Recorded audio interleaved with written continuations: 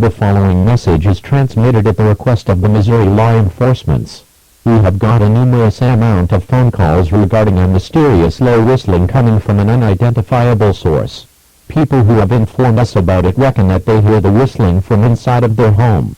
If you hear whistling from 11 p.m. to 5 a.m., lock all your windows and try to ignore it. Don't try to investigate any noise outside of your home.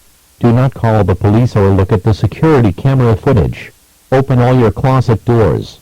Make as much noise to silence the whistling. Do not look out the windows, it is best for you to cover them up. Try to follow these set of rules while waiting for updates about the current situation.